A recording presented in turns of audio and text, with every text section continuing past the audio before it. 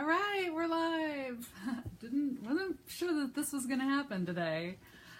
I thought today I was going to talk a little bit about the mechanics behind surrender. That in the metaphysical world, spiritual people, we love to talk about or to think about, like, what is it that we need to let go of? What is it that we want to surrender, right, and release? And we always know that this will lead to something bigger and brighter, right? That we release and let go to bring in something even better, right? But then I started thinking, well, if we have to let go of something, if there's something that we need to surrender, that's actually implying that there's a holding on of something, right? So that means there's some kind of resistance. If we need to surrender something, there could be some resistance to what we need to surrender. So why do we hold on? Why would we do that? I think really the big thing is that it can be scary. That for some reason we are not trusting who we are and what we come from. We're not trusting how the universe works for us by working through us as us. So when we're faced with needing to surrender something, to release, to let go, we may not want to do that because it will feel scary. It's the unknown. We just want things to stay the same, because at least if something stays the same, we're familiar with that. Doesn't matter if it's uncomfortable, right? People stay in bad relationships and bad jobs all the time because it's familiar. And with familiarity, there's this illusion of safety, right? Oh, it's an illusion. But if we want to stay in the comfort zone, we're going to hold on. And so there will be a level of fear that is not letting us move forward, okay? So I was thinking about this favorite quote of mine by Ernest Holmes, and it reads, "There is that within which knows what to do and how to do it, and it compels me to act on what it knows." So there's already something within us that knows what to do and how to do it, right? There's where so often we're not going to surrender. We may know what we want, but we don't know how to get it. Well, there's that within which knows what to do to get us that, and it knows how to do it, and it will compel us to act on what it knows. And when it compels us, it's basically inspiring us, right? So I was thinking about the acorn, and I've got to show you these acorns. Oh my gosh, they're so cute. It's got this little bowl of acorns. These acorns are such tiny little things. I've never seen such a tiny acorn. Look at that. It's like I have to compare it. Like, there's my pinky, right? It's like just as tall as my pinky, right? The top of my pinky. But what is this package of an acorn? There's an oak tree inside this tiny package. The acorn has everything within it that it needs to become the oak tree. It has everything. It doesn't need to do any extensive planning. It doesn't need to do any planning. It doesn't need to come up with its vision board and guarantees, right? It doesn't need to do anything. It doesn't say, where am I going to get all those leaves? There's like 4 billion leaves on a full-grown oak tree. The acorn doesn't say that. It just surrenders to that which is already within it that knows what to do and how to accomplish what needs to be done. So as I was thinking about this and this idea of surrendering, what I realized is that there are actually mechanics to the process of surrendering. That there are things we can do when we need to surrender something, to release, to let go. There's a way we can do that supports us. And that's the big thing. It's so hard to surrender, release, to let go when we don't feel supported. Okay, so I'm going to talk about a couple of different things that take place during the process of surrendering. And when we remember those things that are taking place, it makes it easier to release and to let go. So first, I'm going to talk about a couple of spiritual laws and their secondary laws to greater universal laws. Because when I thought about these laws in terms of surrender, it just really changed my perspective. All right. And so the first law that helps us with surrendering, to letting go, to releasing, is the law of attraction. That's kind of funny, right? Because the law of attraction is bringing to us. But it's actually very important when it comes to the idea of surrendering and letting go. Now, the law of attraction is everybody's favorite law, I think. Everybody loves to talk about the law of attraction. People even just love to say the words, the law of attraction. It's kind of magical, right? The law of attraction is a very simple law. It's all the activity of our subjective mind, which is our subconscious mind. It is attracting based on what's going on in our subconscious mind, right? And we act on our subconscious all the time. But see, we are embodying something all the time. All the time we are embodying something, a vibration, because of a belief system. So the law of attraction is what's working between us and a matching vibration, right? No matter what it is we're feeling, the law of attraction is just the point between this point A, which is us, and point B, which is, what's coming to us based on what we're embodying. So say that there's a person who really wants to make new friends, but they're very uncomfortable around people, and they will even say things like, I hate being around people. I hate going to social events. I even hate working around a lot of people. I just want to be alone. I want to be in a room all by myself. Okay, so they say they want to make new friends, but then what they're embodying all day long is, I don't like people. So even if they get up every morning and they affirm, I'm a wonderful person and I have wonderful friends, and say that they even do this for 15 minutes. For that 15 minutes, they might embody the feeling and feel that. I have wonderful friends. I'm a wonderful person. Why wouldn't people like me, right? They may say that. And then maybe for another 15 minutes or half hour, they can still manage to hang on to that feeling. But say they get to a social event, or they go to work, or they're driving in holiday traffic. All of a sudden, what starts up again is what's in their subjective mind. So crowded. I hate being around people. I just want to work, in a quiet space. I hate social settings. I don't like parties. Okay, so they have two things going on. They have what they want, which is more friends, and then they have what they're getting, which is not making new friends, because they're embodying what they don't want more often than embodying what they do want. Yeah? So they're not going to be getting new friends. And this is just the law of attraction at work. The law is not judging us. It's not saying, are you sure? You're sure you want to do that? It's just matching us to another whatever is out there that is just like us, just whatever we're embodying. It just draws it to us. So the thing is that we're always having to make a sacrifice. We're either, like in the example of this person, they either have to sacrifice their need to be alone all the time, and their beliefs that they don't like being around around people, or they have to sacrifice their having new friends. But they can't have a lot of good friends and at the same time hate being around people, right? It'll be hard to attract new friends that way. So the law of attraction is just attracting to us based on our subjective tendencies, which is what we're embodying. Yeah. See, our thoughts and our beliefs, what we're thinking, what we're feeling, what we're imagining, these are the things that create a mold of what our life looks like, right? Our life has a mold and a container, and we're always creating the mold based on what we're thinking, feeling, saying, believing, imagining. This is the law of attraction. Now, it's good to know that we are creating that container, because we're using our imagination. So we're creating the container of our life, or the mold of our life. And the law of attraction is always drawing to us that like vibration. Now, I love to watch, some of my favorite shows actually are like the superhero, like the Arrow and Supergirl, the Flash. And on one of these episodes, they had to track down a villain, and they had a blood sample from this villain, and they were able to just put this blood sample into this computer system. The computer system then was able to track down the villain based on the blood sample, and it brought up a big map of the city and pinpointed exactly where the villain was, right? All based on that tiny little drop. Well, it just had a matching key signature. And I thought, that's just exactly what we're doing, right? We have this thought, our key signature, and there's something out there that matches it. All right, so that's what we're doing. And Ernest Holmes says that even just thinking criticisms is enough to block our highest good. right? So no matter what it is that we want,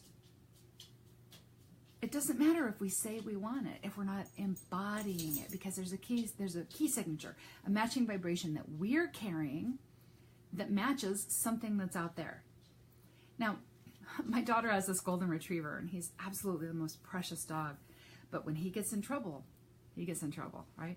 Goldens.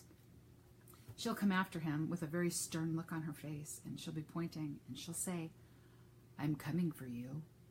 And he will just like he's in so much trouble, right? And I thought, wouldn't that be really nice if every time we were locked in to a vibration out there based on what we were embodying, that it would announce itself by saying, "I'm coming for you," right? And a scary voice would mean we're attracting something we don't want. Okay, "I'm coming for you," right? Maybe we'd pay attention. I don't know. Maybe we'd pay attention. So there's the law of attraction, right? A secondary law to the law of vibration. Then we have the law of sacrifice. So I think that, like, if as much as everybody loves the law of attraction, I think people don't want to talk about the law of sacrifice, because it's like the relative you don't want coming over for Thanksgiving or Christmas, right? Law of attraction I think it's a secondary law to the law of polarity, right? But the law of, not attraction, sacrifice. The law of sacrifice is a secondary law to the law of polarity. Now, sacrifice is a really loaded word, because if you think about how you heard that word maybe growing up, I know to me, sacrifice always came with do you know what I gave up, right? And it was always something huge, and the person felt miserable and seemed miserable from that. Sacrifice is always associated with a really big thing that's given up, okay? Nobody ever calls a tiny thing sacrificing, right? But it's a big thing that changed their life. Somebody maybe who decided to give up a promising career with a great orchestra in Europe, they decide to give that career up and stay home and raise their family. Okay, so there's a sacrifice. Now, Ernest Holmes defines sacrifice as to suffer a loss for the sake of obtaining something else.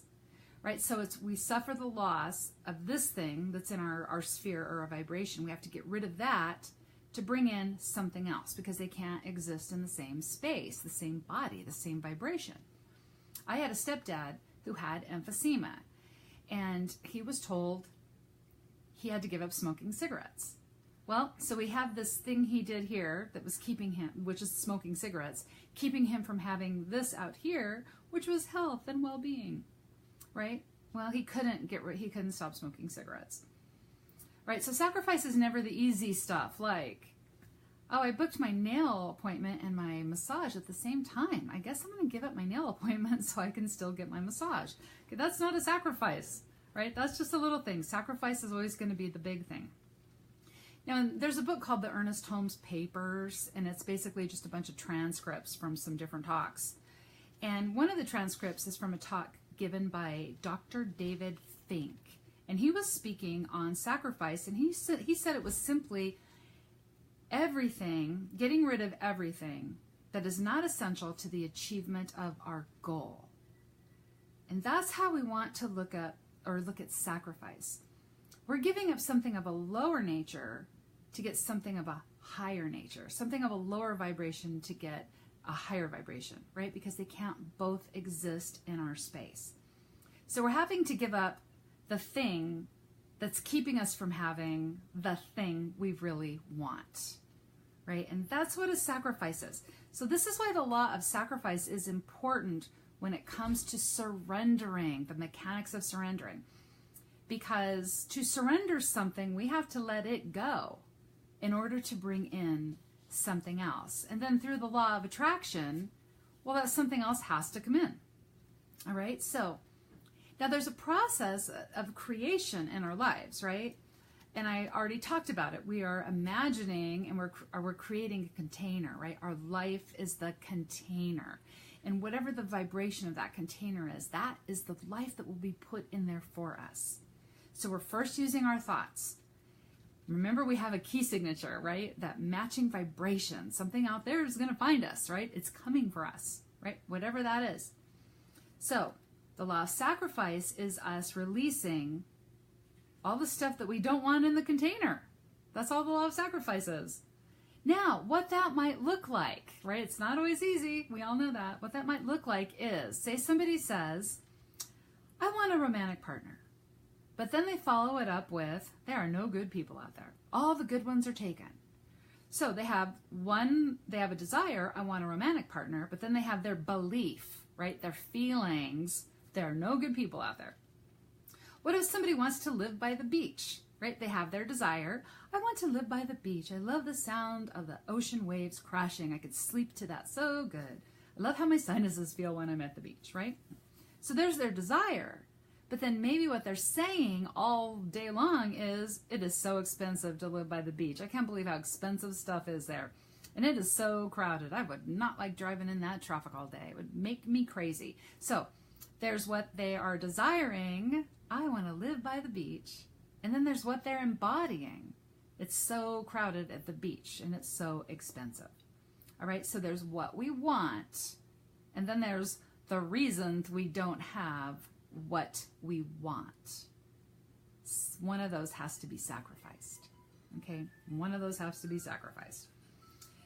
So this is where we get to the process of surrender. Okay, surrender is, that whole letting go, letting God do it, right?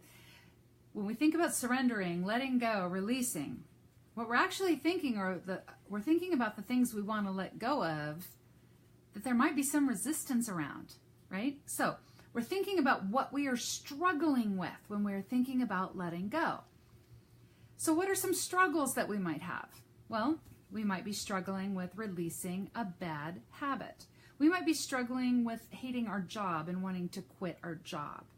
Maybe we're struggling because we want to move so badly that where we live is crushing our soul.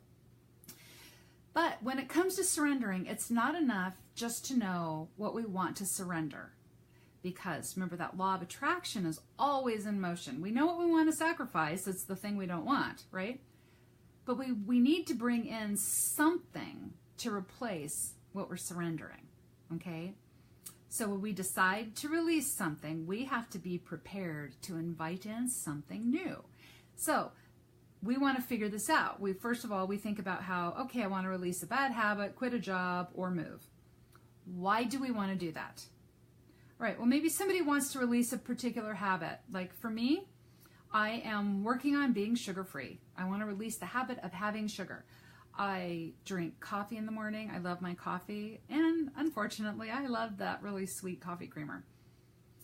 And so it's like my gateway drug to having more sugar during the day, right? So that's what I want to release. I want to release that because I think sugar really makes me feel crappy. I can feel the aches and pains settling in my joints.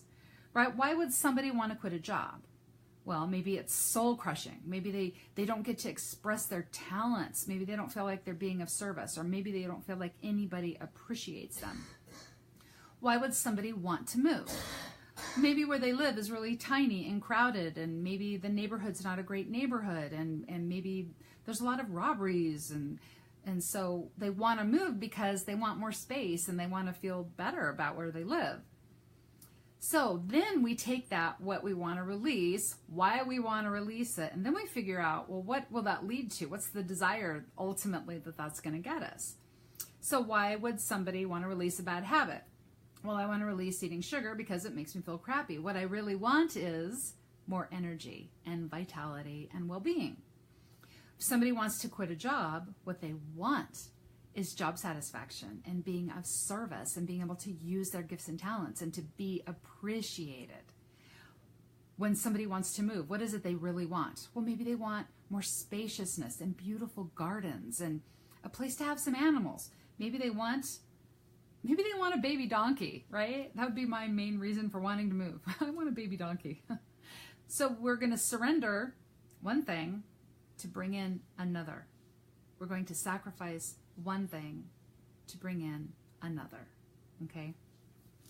Ernest Holmes says, we know that there can be no failure in God's mind, and this mind is the power on which we are depending. It is the divine mind on which we depend, right? We don't have to figure out all the little hows of how to make something happen. Because when we're focused on, when we release what it is that's keeping us from having what we do want, and we are bringing that in through the law of attraction and our matching vibration, what we do want is more easily coming to us.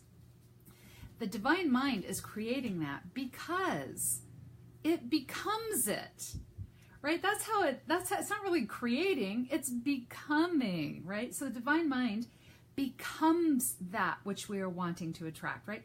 That is how a thought becomes a thing, right? With enough focus and attention, that thought becomes the thing. So it's not a judgmental energy, right? No matter what container, remember our container and our vibration and our thoughts on it, the energy, divine source is not going to say, oh, you keep complaining how the beach is so expensive. That's not a very prosperous way to think. It's not going to say that. It's just going to say, yeah, the beach is expensive. We all know that. All right, so we have to create a mental equivalent of the thing we want, right? That means we have to imagine it.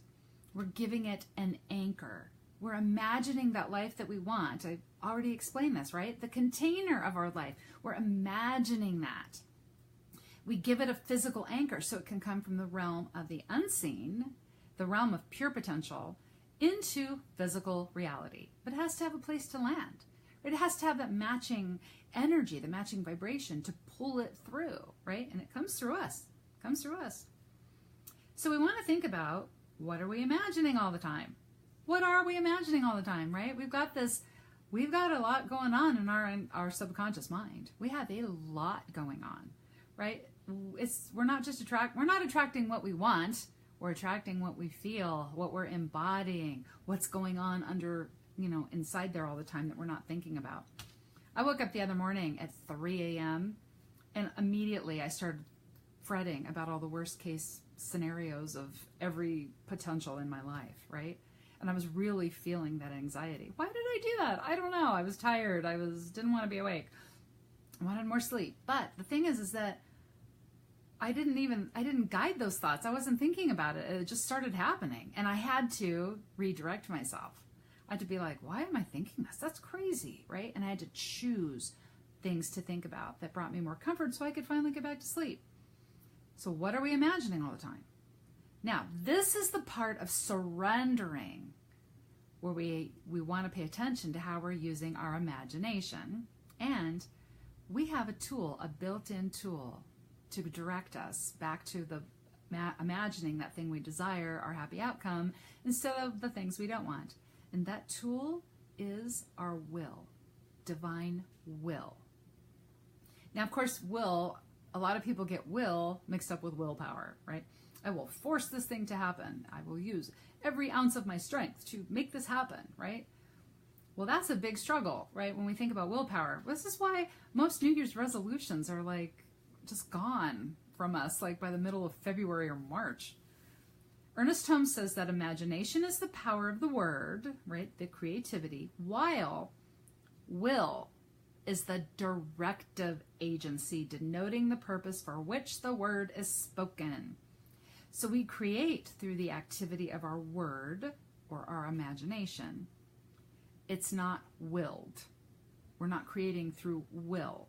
We are creating through imagining, right? It's imagined forth into expression. It's not willed into expression. It is imagined into expression.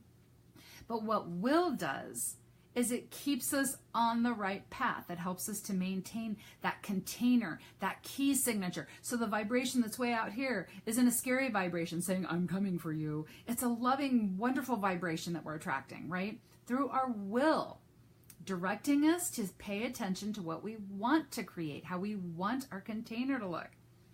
In the Science of Mind text, it says, at the very root of the whole matter, we find that the creative power of the universe does not create through will, but through imagination, imaging, feeling, and knowing. To suppose that God must will things to happen would be to suppose that God had some opposing force to contend with. Nope. God has no opposing force. divine source working for us, through us, as us, has no opposing force but us. We are our own worst enemy, right? So will, it's not creative. It's directive. We only use our will to direct us back to imagining what it is we want to create, right? That's what our will does. If we try to use our will as the creative force, it will exhaust us, okay? For example, I'll give an example. Say that someone wants to get off sugar, and so they walk into their kitchen and there's sugary stuff sitting around, right? For me, what that might look like if I'm using my willpower, I will overcome this. I will not look at the sugar. Oh, look at those cookies. Man, if I could eat a cookie right now, this would be a way better talk, right? That's what, that's what willpower does. Okay, so there will be a back and forth struggle with willpower. That's trying to use it as a creative force. So what I did this last time now is, instead of going in the kitchen and thinking, okay, don't look at it, it's evil, we must throw out all the cookies, right? There are 5 of us in this house, and there's a few people here who have pretty bad sugar cravings, right? Sweet tooth. So I'm using my will to imagine my experience of being off sugar, my experience of feeling better, my experience of less joint pain, right? My experience of more energy. I'm not using my will to avoid the sugar. I'm using my will to remember what my desired outcome is. And I have to say, it is a lot more supportive to do that, right? I don't walk out of my kitchen struggling in my head and feeling all deprived, right? Which is normally how it feels when I decide to go without sugar. So that's how we use our will to support our vision. And it's only to support our vision and keep reimagining the vision. We're not using our will to figure out how to make the vision happen, because that would be creative, right? Not directive. So we're only using it to help support our vision, right? Just to keep reimagining our vision. Our vision is what's going to take care of the how portion of all that. So we just want to look, when we come to the point where we're ready to surrender, to let go, we just want to ask, okay, am I supporting my vision? Or am I supporting all of the things that are keeping me from having my vision, right? By thinking about those over and over again. So we sacrifice the beliefs that don't support our highest good. And with those beliefs come a lot of thoughts and feelings, right? Our will keeps us focused on the desired outcome. And we don't worry about the how. We just worry about the what. Keeping focused on the what. Well, the law of attraction then is the force between us embodying our what and the actual what out there in the cosmos, right? The law of attraction's connected us. It's coming for us. So surrender is when we trust that all of this will work. That's what surrender is, right? That we can trust in the divine wisdom within us to guide us how to get there, right? Remember, there's that within which knows what to do and how to do it, and it will compel me to act on what it knows. It's there already, like in the little acorn, okay? So to surrender, we want to be willing to be okay with not knowing how something is going to happen. To surrender, we want to be willing to focus on our desired outcome, right? I don't know how someone would move to the beach if they hate crowds and they hate overpriced everything. Okay, I don't know how that would happen. But what I do know is that somewhere there's someone living at the beach and it's affordable for them and it's not crowded. And if it's been done, it can be done, right? If it's been done, it can be done. Anything that you want to create in your life right now, it's been done already, right? If you want to invent something, well, people invent something. People invent things. It's been done. If you want to move to your dream home, somebody else has moved to their dream home. If you want a loving partner, somebody else has a loving partner. Somebody else has done that. If you want good health, if you want to make good money, if you want to find that career that nurtures you and supports you, if you want to have baby donkeys, right? Somebody's already done those things, which means that you can do it too. And there's that within you which knows what to do and how to do it, and it will compel you to act on what it knows. Now this gives our soul a tremendous amount of freedom, right? To reach its highest expression and carry as much light as possible while in a body. See, people usually don't like to surrender because they don't know how they will make something happen, right? That's a big thing really right there, to figure out the whole how something is going to happen, right? Somebody may even believe that what they want is impossible, right? Like it can't even happen. Now, when we remind ourselves that we have everything within us that we could possibly need, just like this adorable wee little acorn has everything within it that it needs to grow into an oak tree, doesn't need to go to Home Depot, right? Just has to allow what's already in it to express. And then just by using our imagination to create the container that is our happy outcome, and just using our will to stay focused on that happy outcome instead of all the things we don't want and that we think are keeping us from, having that. And then just remembering the law of attraction is the connecting link between us and our happy outcome. As long as we're continuing to stay focused on it, we don't have to activate the law of attraction. We don't have to call it out or call it forth. The law of attraction is just always in motion, right? So it's always working for us, right? So the vibration out here of our happy outcome that we want has no choice but to come to us if we have a matching signature to it, a matching vibration, right? And we don't have to worry about the how. Let the vision take care of the how. I always really feel like those big visions that are out there, there's a big vision hunting you, right? I think those visions are looking for a channel big enough to carry it, big enough to allow it to come through and manifest physically. And so the more imagination you put into this, right, imagining it, believing in it, the stronger you make it. And you're giving it an anchor, right? Giving it a place to land. So let the vision take care of that, because the vision will guide you step by step. It will inspire you, right? You might be inspired to contact a group of people you have never contacted, or to connect with somebody you haven't connected with yet, to drive to a different place, to try a new class, right? To just do something different. That's how it inspires you, right? It's not just going to say, go do this, and then this, and this, and then I promise everything will be okay. It's not going to do that.